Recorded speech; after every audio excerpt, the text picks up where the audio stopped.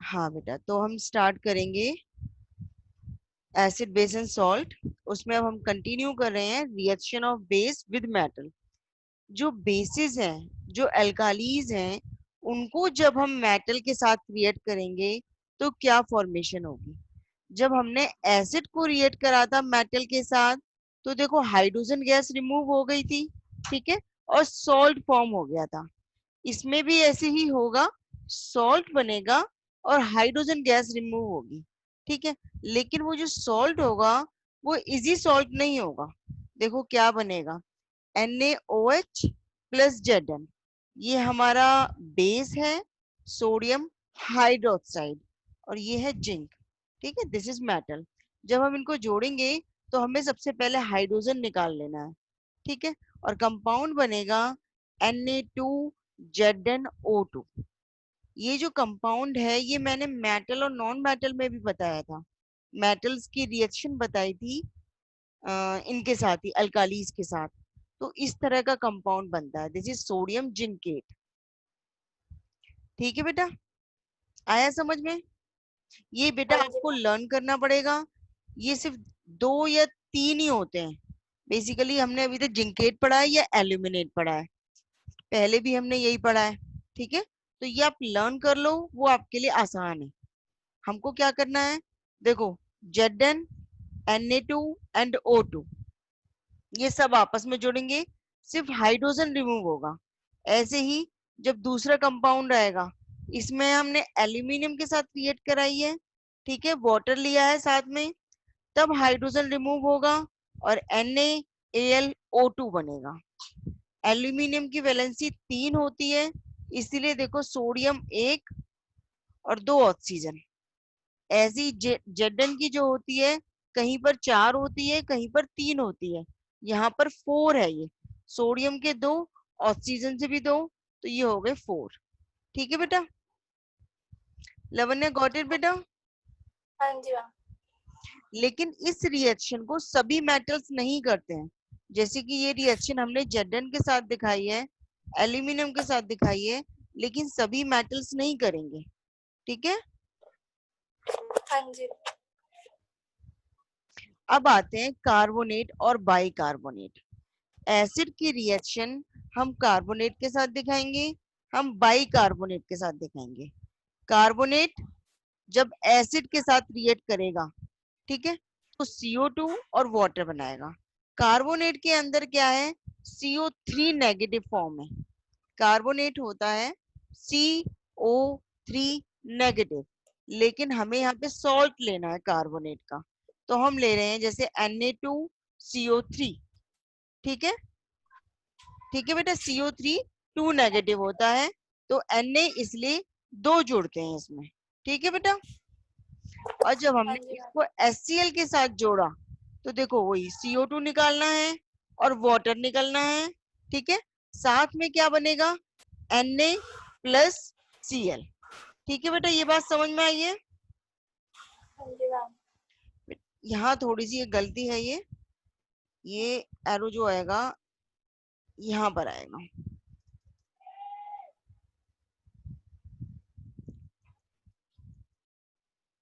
Salt plus carbon carbon salt plus dioxide. Carbon dioxide, yes.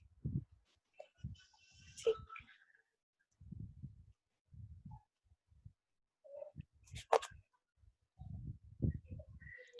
और ये arrow आएगा यहाँ पर।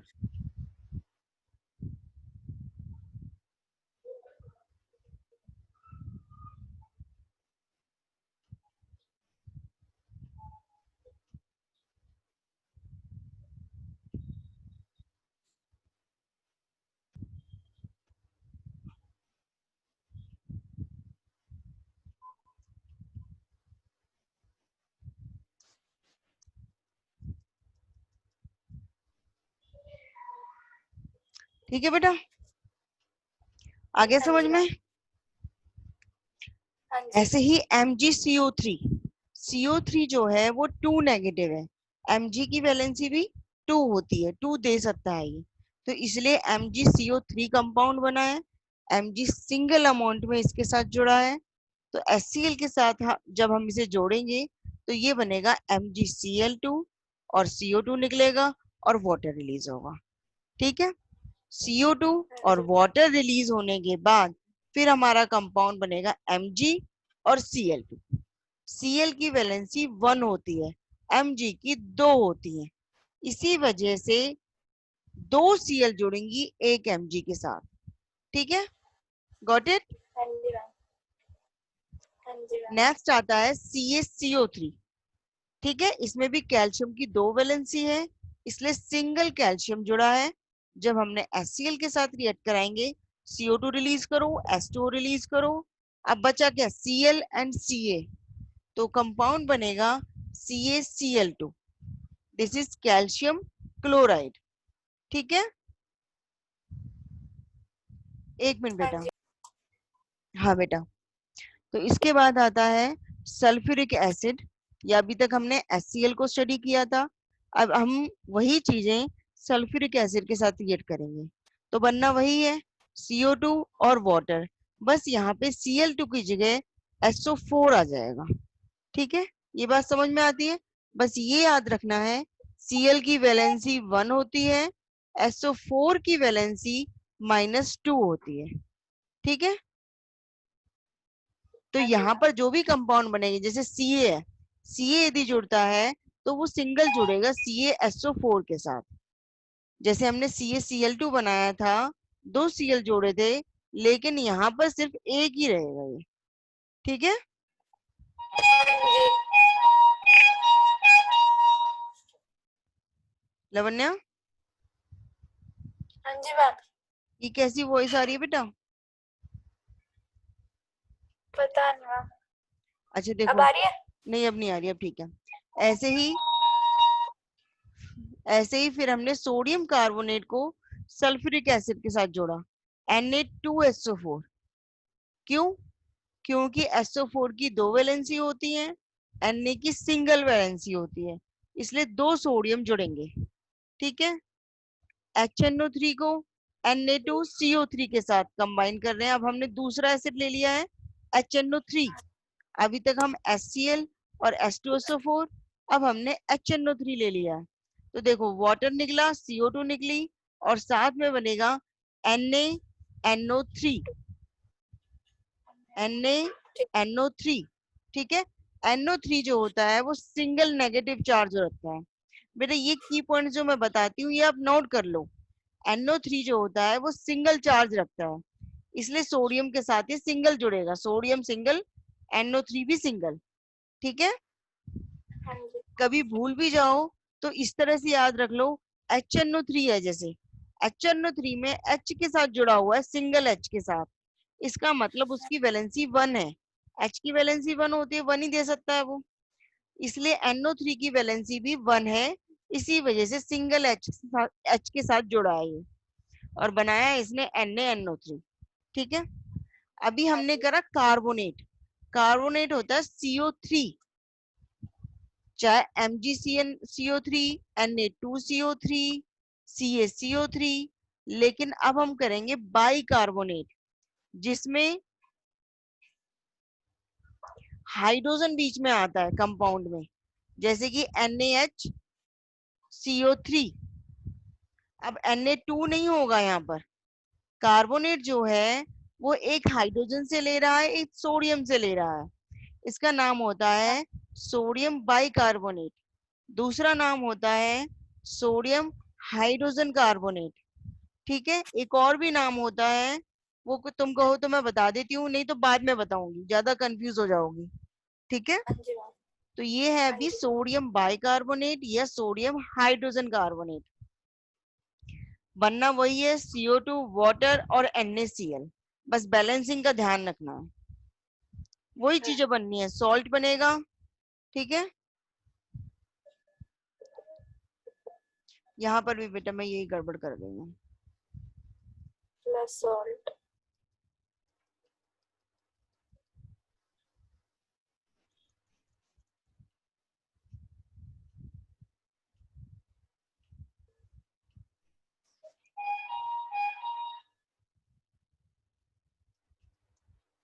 ठीक है ना,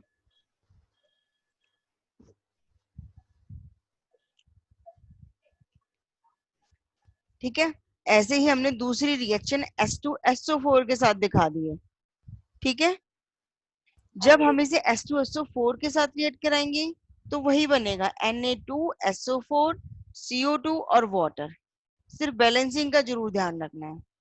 ठीक है, इसका और जो नाम है जो मैं तुम्हें बता रही थी, इसको हम बेकिंग सोडा भी कहते हैं, बेकिंग पाउडर भी कहते हैं, या बाइकार्बोनेट ऑफ सोडा भी कहते हैं, या ब्रेड सोडा भी कहते हैं। ये सारे इसी के नाम हैं। ओके, हाँ, सारे एग्जाम्पल करने पड़ेंगे। क्या बेटा? सारे एग्जाम्पल करने पड़ेंगे। नहीं बेटे, सारे एग्जाम्पल सिखाए इसलिए जाते हैं यदि आपके पास कोई भी रिएक्शन आ जाए कि आपको HNO3 के साथ रिएक्शन दिखानी है बाइकार्बोनेट की, तो आप कैसे दिखाओगे? इसीलिए मैंने एग्जाम्पल के थ्रू आपको बताया है। ये आपके लिए बहुत आसान हो जाएगा कि आपके पास कोई ठीक। भी कंपाउंड आएगा तो आपको बनाना आ जाएगी कि किसको किसके साथ कैसे मिलाना है। वैलेंसी बेस पर मिलाना होता है। ठीक है, आगे समझ।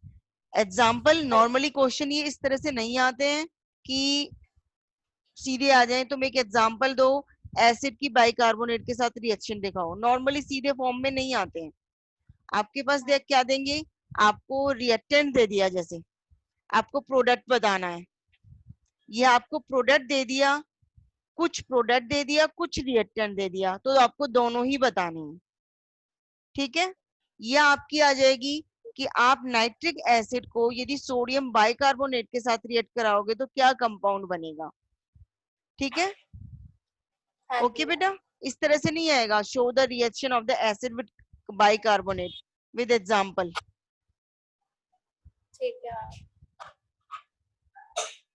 तो चीजों को यदि समझोगे तो आपके लिए इजी रहेगा। ठीक है ना, समझो और तरीके से लर्न करो, फिर आप याद कर पाओगे। रट्टा करोगे तो जरूर कंफ्यूज होगे। ठीक है, जैसे कि किसकी वैलेंसी क्या है ये तुम्हें लर्न होना चाहिए। जब तुम्हें ये लर्न हो जाएगा तो तुम कुछ भी कंपाउंड अपने आप बना सकती हो। अब आता है, जैसे कि नॉर्मली जो वीक एसिड होते हैं या वीक बेस जो होते हैं उनकी रिएक्शन जो होती है वो स्लो होती है, बट जो स्ट्रॉन्ग एसिड है या स्ट्रॉन्ग बेस होते हैं उनकी रिएक्शन फास्ट होती है। ठीक है, जैसे कि मैंने अभी एसिड की कार्बोनेट के साथ और बाइकार्बोनेट के साथ रिएक्शन दिखाई थी, बेसिस नहीं रिएक्ट करते हैं कार्बोनेट और बाइकार्बोनेट के साथ। ठीक है, दे डज नॉट रिएक्ट। हाँ जी। अब आता है reaction of acid with marble and egg shell.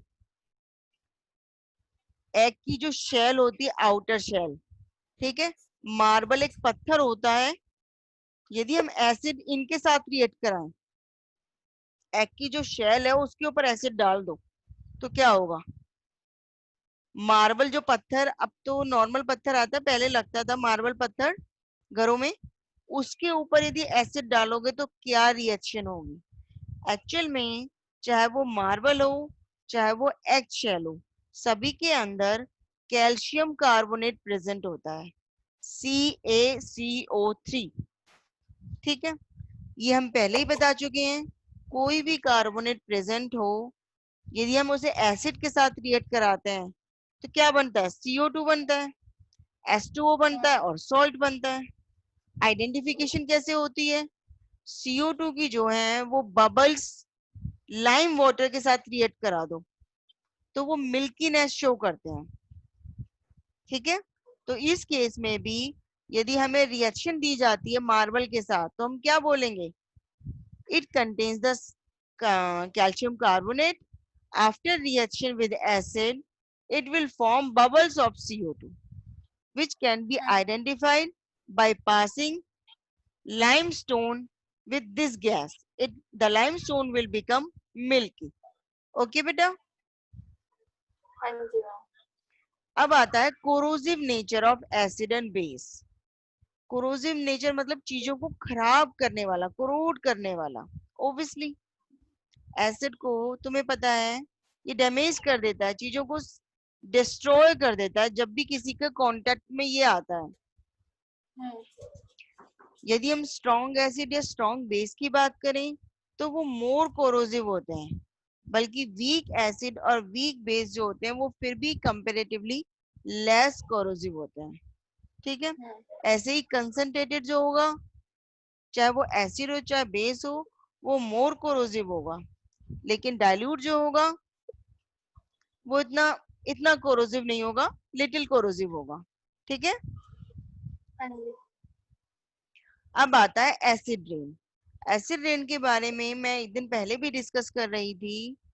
Actual में क्या होता है, एयर पोल्यूशन के कारण बहुत सारी गैसेस जैसे कि NO2, जिसको हम बोलते हैं नाइट्रोजन डाइऑक्साइड या सल्फर डाइऑक्साइड SO2, ये एटमॉस्फेयर में मिक्स हो जाती हैं क्योंकि एयर पोल्यूशन हो रहा है। जितने भी व्हीकल्स चल रहे हैं इनसे जो गैसेस निकल रही हैं, ये सारी जो प्योर एयर है उसमें मिक्स हो रही है। ठीक है, जब ये मिक्स हो रही हैं तो ये क्या करती है, nitrogen dioxide and sulphur dioxide form nitric acid and sulphurous acid on reaction with water. जब नाइट्रोजन डाइऑक्साइड NO2 को जब वाटर के साथ रिएक्ट कराते हैं तो ये HNO3 बना लेता है। ऐसे ही जब सल्फर डाइऑक्साइड SO2 को जब वाटर के साथ रिएक्ट कराते हैं तो ये H2SO3 बनाता है। H2SO3 नॉट 4, O4 नहीं बोल रही हूँ, वो सल्फ्यूरिक एसिड होता है, ये सल्फरस एसिड है, नाम में डिफरेंस है। सल्फरस मतलब 2। O3, H2SO3। ठीक है बेटा, हाँ जी। और सल्फ्यूरिक मतलब H2SO4। ठीक है, जब भी ये हाँ जी। रेन ड्रॉप्स मिक्स होती हैं इन गैसेस के साथ, जो रेन आ रही है वो गैसेस के साथ मिक्स होती हैं तो वो एक एसिड बना लेती हैं। क्यों? क्योंकि ऑलरेडी एटमॉस्फेयर में एसिड आ गया है, बारिश के साथ मिलने से एसिड बन रहा है ना, तो इन रेन के अंदर अब एसिड कंटेंट आ गए हैं। इसी वजह से कोई भी हिस्टोरिकल मॉन्यूमेंट है या बिल्डिंग है, ये सब जो होते हैं ये धीरे धीरे डैमेज होते चले जाते हैं, क्योंकि हम ऑलरेडी बता चुके हैं एसिड की जो प्रॉपर्टी होती है वो कोरोसिव होती है। ठीक है, हाँ जी। ओके, जैसे ताजमहल का एग्जांपल लिया गया है। ताजमहल धीरे धीरे, तुमने ध्यान दिया हो तो ये ब्लैकिश कलर में आ रहा था। ठीक है, अब तो उसको काफी इम्प्रूव कर दिया गया है। अब आते हैं uses of acid and bases. Acid and bases के यूजेस क्या हैं? सल्फ्यूरिक एसिड की यदि हम बात करें, लैब में बहुत यूज होता है ये। ठीक है, केमिकल्स बनाने में बहुत यूज होता है, fertilisers, dyes, plastic, even fibre, detergent, explosives. Explosive समझते हो ना? और कार बैटरीज में भी यूज होता है। नाइट्रिक एसिड वही fertiliser, explosives, dyes and plastics. ठीक है, एक एक्सप्लोसिव होता है TNT, जिसको हम बोलते हैं ट्राई नाइट्रोटोलिन। इसकी आपकी डिटेल क्या बेटा? एक्सप्लोसिव्स। एक्सप्लोसिव्स वो होते हैं जो ब्लास्ट करने के लिए काम आते हैं। ब्लास्ट करने के लिए? हाँ बेटा, अच्छा। जैसे TNT है, TNT की डिटेल स्टडी हमारे सिलेबस में नहीं है, बट इसकी फुल फॉर्म समटाइम पूछ ली जाती है, ट्राई नाइट्रोटोलिन। ये भी एक तरह का एक्सप्लोसिव्स है। अच्छा। ठीक है, हाइड्रोक्लोरिक एसिड HCl, वही textile industry, dyes, food and leather industry. ठीक है, ये इतना इंपॉर्टेंट टॉपिक नहीं है use of acid and base, but general knowledge के लिए पता होना चाहिए। तुमने देखा हो नॉर्मली फर्टिलाइजर, टेक्सटाइल, डाइज, ये सभी में यूज हो रहा है। ठीक है ना, तो कभी आ जाए तो इस तरह से लिख देना। सोडियम हाइड्रोक्साइड NaOH क्या काम आता है? सोप जो बनता है वो NaOH से बनता है, पेपर जो बनता है वो NaOH से बनता है। ठीक है, calcium hydroxide basically bleaching powder है, कपड़ों में ब्लीच लगाने के काम आता है, ठीक है। हाँ जी। अब आता है पीएच स्केल। ये बहुत इंपॉर्टेंट टॉपिक है कि पीएच स्केल क्या होता है। जब भी किसी एसिड को हम वाटर में डिसॉल्व करते हैं, तुम्हें पता है एसिड के अंदर एक तो मेटल है और एक हाइड्रोजन आयन है, ठीक है। तो क्या होगा, ये डिसोशिएट हो जाएगा हाइड्रोजन आयन में। कन्वर्ट हो जाएगा। कन्वर्ट नहीं कहूंगी, we have to say that dissociate. Dissociate mean break होना।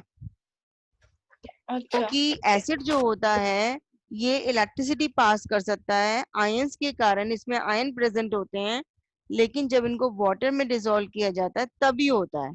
तो उसी जब इसको वाटर में डिसॉल्व करते हैं तब ये ब्रेक डाउन हो जाते हैं अपने आयंस में। जैसे HCl की बात करो तो H पॉजिटिव Cl नेगेटिव में। आई बात समझ में बेटा मैंने क्या कहा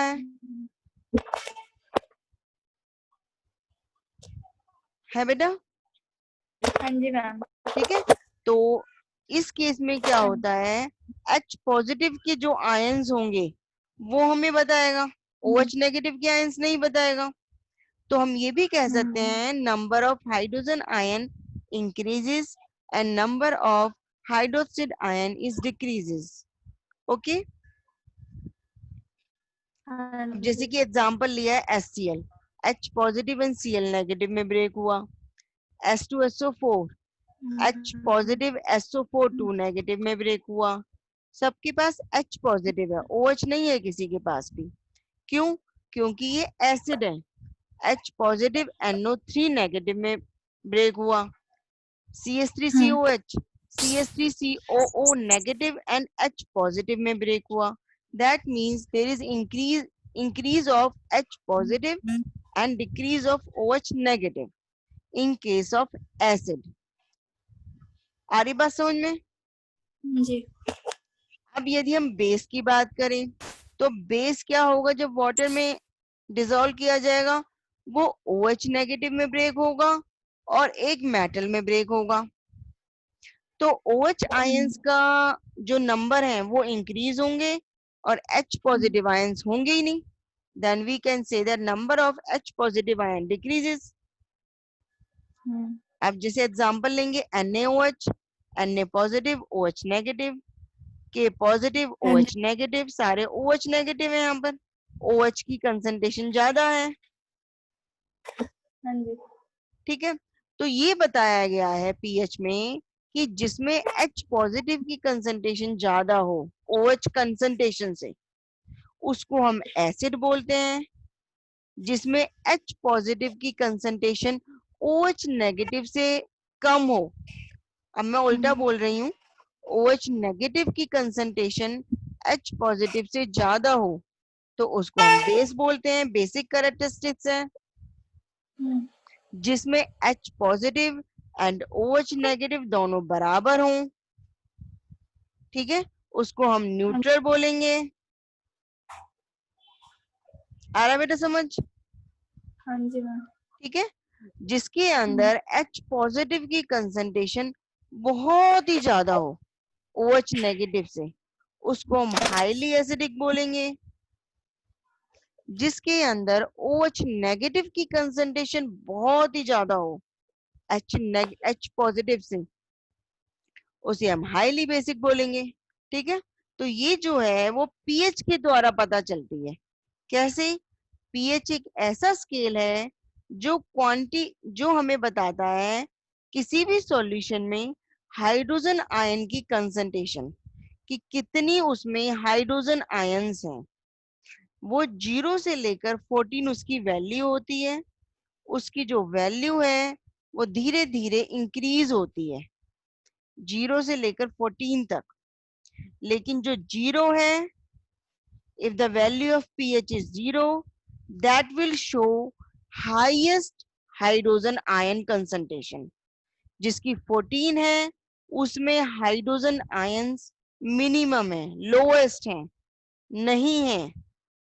जिसमें 7 है पीएच की वैल्यू, उसके अंदर बराबर है हाइड्रोजन भी और OH भी, दोनों आपस में बराबर हैं। ठीक है, उसको हम न्यूट्रल सॉल्यूशन बोलेंगे। हाँ जी। ठीक है, ऐसे ही अब आ जाता है, जैसे 0 से लेकर 14 बताया गया है, तो 0 से लेकर 7 जिसकी पीएच वैल्यू है वो सारा एसिडिक है, उसमें H पॉजिटिव की कंसंट्रेशन ज्यादा है। 7 से हाँ लेकर जो 14 है उसमें H पॉजिटिव की कंसंट्रेशन बहुत कम है, OH नेगेटिव की ज्यादा है, इसलिए वो सारा बेसिक है। लेकिन 0.7 पर जो है उसमें H भी बराबर है, OH भी बराबर है। ठीक है, उस हाँ केस जी। में हम क्या कहेंगे कि वो न्यूट्रल है। ठीक है बेटा, तो आपने एक चीज नोटिस करी, H पॉजिटिव जब 0 है, पीएच की वैल्यू 0 है, तो H पॉजिटिव सबसे ज्यादा है। ये बात समझ में आ रही है? जी मैम। तो इससे क्या रिलेशन निकला पीएच और H पॉजिटिव में, कि ये एक दूसरे के इनवर्सली रिलेशन में है। पीएच की वैल्यू यदि बढ़ रही है तो एसिडिक कैरेक्टर डिक्रीज हो रहा है, या हम कहेंगे H पॉजिटिव कंसंट्रेशन डिक्रीज हो रही है। ठीक बोल रही हूँ? हाँ जी। तो हम इस निष्कर्ष पर पहुंच सकते हैं कि pH is inversely proportional to the concentration of H positive ion. Inversely proportional है। ठीक है बेटा, हाँ जी। अब आगे चलते हैं। यहाँ पर कुछ सब्सटेंसेस है जिनकी पीएच वैल्यू हमने थोड़ी ध्यान दी है। देखो, जैसे कि टमाटो है, या ब्लड है, या सोप है।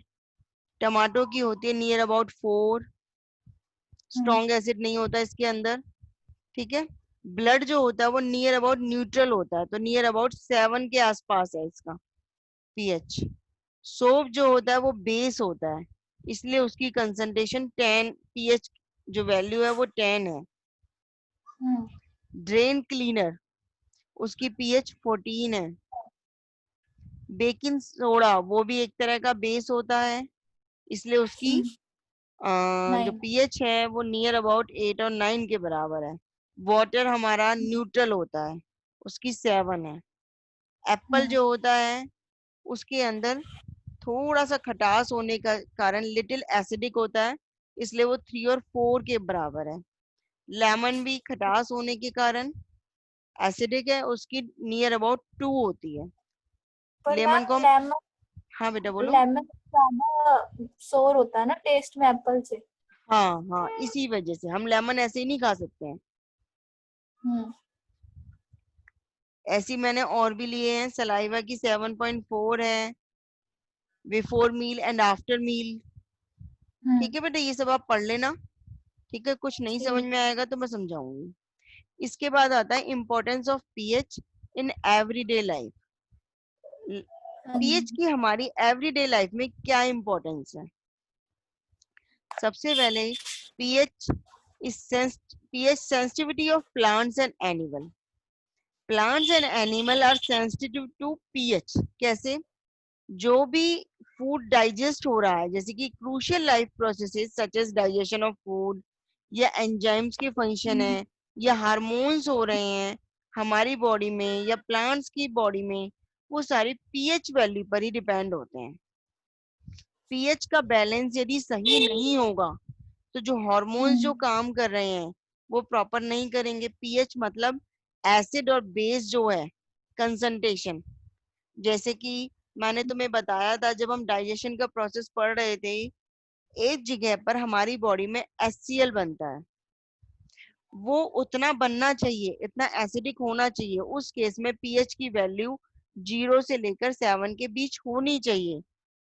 क्यों? क्यों वो इसलिए होते ताकि जो जर्म्स हमारी बॉडी में थ्रू फूड या किसी भी थ्रू अंदर चले गए हैं उनको वो किल कर सके। ठीक है, पीएच का बैलेंस होना, पीएच सेंसिटिविटी हमारे लिए बहुत इंपॉर्टेंट है। उसकी वैल्यू एक्यूरेट होनी चाहिए हमारी बॉडी के अंदर।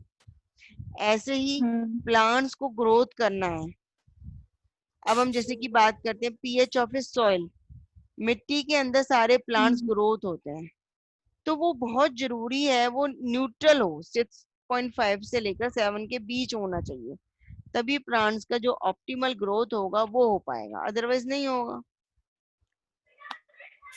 ठीक है, जो अभी मैं बात बता रही थी डाइजेस्टिव सिस्टम वाली, हमारे स्टमक में 1.5 से लेकर 4 के बीच की वैल्यू होनी चाहिए पीएच की, तभी जो है वो एंजाइम जो होगा वो परफॉर्म करेगा अपना काम। बाद में वो न्यूट्रल हो जाता है, लेकिन उस टाइम पे पीएच 1.5 से लेकर 4 के बीच में होना चाहिए। ठीक है, ठीक है। ऐसी टूथ डिके की जब हम बात करें, टूथ डिके कब होता है, जब हमारे टीथ जो होते हैं उनमें एसिड ज्यादा बन जाता है, तो पीएच की वैल्यू यदि 5.5 या बिलो आ जाती है, उस केस में हमारा टूथ डिके होता है। तो पीएच कितना इंपॉर्टेंट है बैलेंस रखना। ऐसे ही pH of defence, self defence by animal and plants, कुछ एनिमल्स होते हैं, कुछ प्लांट्स होते हैं जो अपने सेल्फ डिफेंस में यूज करते हैं एसिडिक सब्सटेंस, जैसे कि बी है, या प्लांट एक होता है नेटल, वो क्या करते हैं, इनके अंदर से कुछ हाईली एसिडिक सब्सटेंस रिलीज होता है। वो क्यों रिलीज करते हैं, जब भी अपने आप को डिफेंस करना है, बचाना है, तो वो काट देते हैं, स्टिंग करते हैं, तो उनके अंदर से जो पदार्थ निकल रहा है, जो अमाउंट निकल रहा है, दैट इज एसिडिक। उसकी जो पीएच वैल्यू है वो लेस देन 7 होती है, 7 से बल्कि क्या मैं तो कहूंगी 6 से भी कम होती है, तभी तो वो एसिडिक ज्यादा होगा। आई बात समझ में बेटा? और ये क्वेश्चन आंसर आ जाता है कि उस प्लांट का नाम क्या है और उस एनिमल का नाम क्या है। ठीक है, ये है हाइड्रोनियम आयन का बेटा डायग्राम। मैंने हाइड्रोनियम आयन तुम्हें पहले बताया था H3O पॉजिटिव होता है, तो मैंने सोचा फिर इसका एक डायग्राम बना लेती हूँ ताकि और अच्छे ढंग से क्लियर हो जाए। एक्चुअल में क्या होता है, जब वाटर है, दो वाटर जब आपस में कंबाइन होते हैं, तो वाटर के पास जो ऑक्सीजन के पास पेयर ऑफ इलेक्ट्रॉन्स होते हैं वो दूसरे वाटर के पास चले जाते हैं। ठीक है, बात समझ में आ रही? मैंने क्या कहा है, पेयर ऑफ इलेक्ट्रॉन्स जो ऑक्सीजन के पास हैं वो दूसरे वाटर के पास चले गए, दूसरे वाटर के पास चले गए, तो इसके पास क्या हुआ, एक ऑक्सीजन और इसने एक हाइड्रोजन ले लिया उससे, तो 3 हाइड्रोजन जुड़ गए इसके पास, और 2 इलेक्ट्रॉन्स जो हैं वो दूसरे के पास चले गए। यहाँ पे तुम ऐसे लर्न कर लो कि सिर्फ जो हाइड्रोजन है वाटर में से वो एक वाटर के पास आ जाता है, तो 3 हाइड्रोजन एक ऑक्सीजन के साथ जुड़ जाते हैं, तो बन जाता है H3O। बट क्योंकि एक हाइड्रोजन आया है बेटा, तो वो H पॉजिटिव लेके आया है, तो ये बैलेंस नहीं है, this is H3O positive. Water balance होता है, बट जब एक हाइड्रोजन और जुड़ जाएगा तो ये आयन है, इसलिए इसको बोलते हैं हाइड्रोनियम आयन। उसके पास एक हाइड्रोजन एक्स्ट्रा है ना, इसलिए हाइड्रोनियम आयन। और जो दूसरा वाटर बचा है, इसके पास एक हाइड्रोजन की कमी है, सिर्फ और H है, तो इसलिए इसका नाम हो जाता है हाइड्रोक्सिल। OH क्या होता है, hydroxyl ion. OH, HO negative बोल लो, OH नेगेटिव बोल लो, कुछ भी बोलो। ठीक है बेटा? हाँ जी मैम। आ रहा है समझ में? हाँ जी। ठीक है, इसके बाद हम पढ़ते हैं सॉल्ट। जैसे कि हमारा चैप्टर जो है वो है एसिड, बेस एंड सॉल्ट, तो हमने एसिड पढ़ लिया,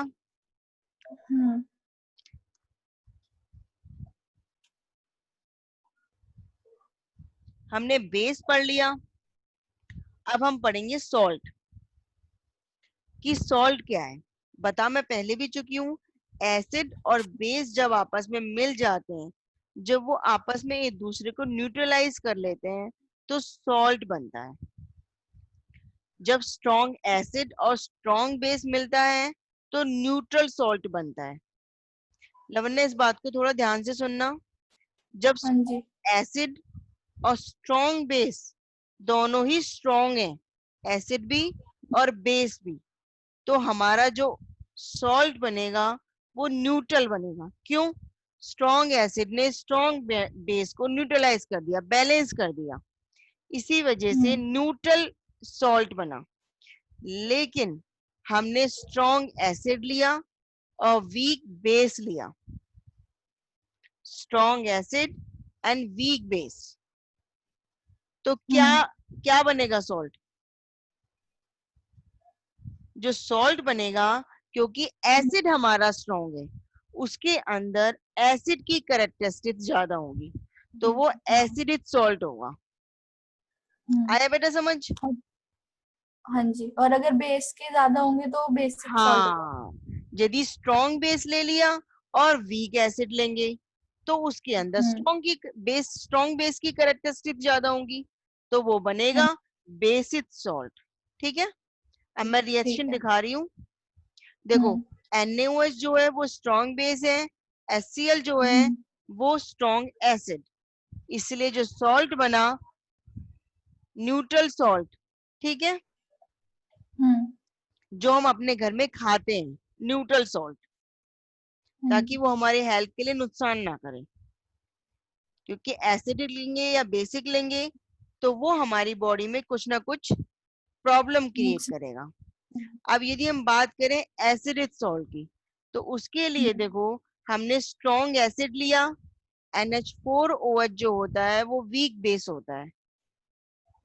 ठीक है, इन दोनों को जब आपने मिलाया तो हमारा बन गया एसिडिक सॉल्ट, NH4Cl। आई बात समझ में? हाँ जी।